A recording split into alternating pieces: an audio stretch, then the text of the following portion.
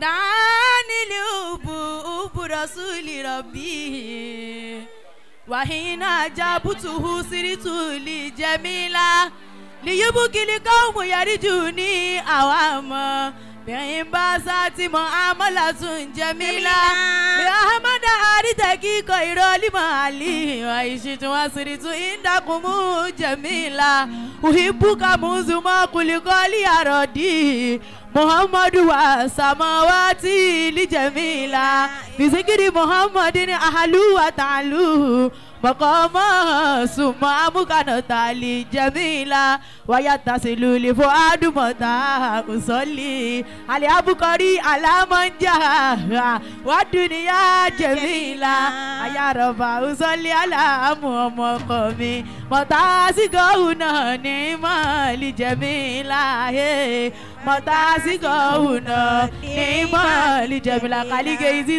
ذكرك يا بيبي لا أمراجو يسكيل قلوبا محبة ونعيما فاني يا سيدة ليدي وزيت مكانة ومقام عزي في النفوس عزيمة الله يا من سلكت نجاه وسبيله صلوا عليه سلموا تسليما أتوني على المصطفى صلوا فإن صلاته أسوا أمانوا من الآفات والكبائر بباربه إن الصلاة على النبي دعواه فري إن الصلاة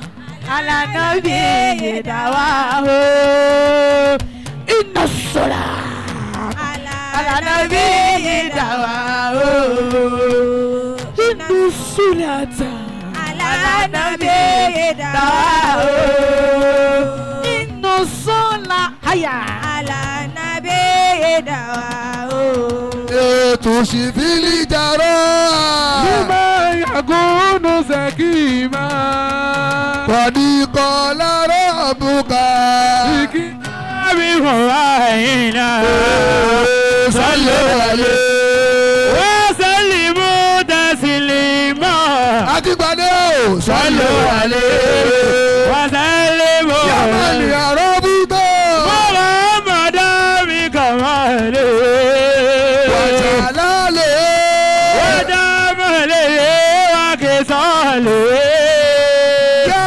مؤمنون بأن أحمد مرسل صلوا عليه وسلموا تسليما على المصطفى صلوا بين صلاته أمنوا من الله آفات والكبات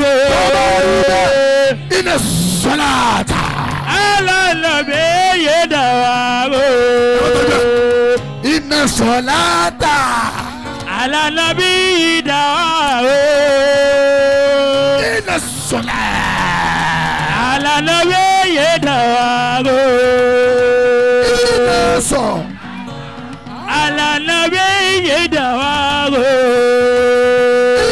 الصلاة على النبي دوام إن الصلاة على النبي دوام وسبيل جرى لمن يكون سكيما قد قال ربك في كتاب مبين صلوا عليه وسلموا تسليما صلوا عليه وسلموا إن الصلاة على النبي دوام يا ويا لمسايا مسايا Taya Salite Muhammad Nere Sere Allah ya Obe ale wazaya. Alirishadi alijasa. Mumaliga tahaya. Amake oya. Sale ala Muhammad.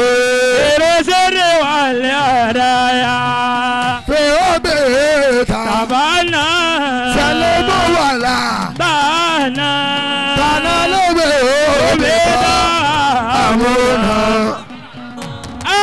Oni sali alali misale. Mata abele Kurane. Tabozabe ya. Alagere. Taitome. Nerane. Oni Muhammadu ne Bodare. Awo menale Kafare. Mafi mi nobusa. Mafi. Ayo are. Oni mata abele. Islame. Wale amuni Wa salame. Lele masa kenero yemo. Aitame. Oni wasalana. Kuroba. Kuroba. Wasalana. Kuroba. Wasalana. Kuroba. Wasalana. Kuroba. Wasalana. Kuroba. Sawalana. Kuroba. Alamana le.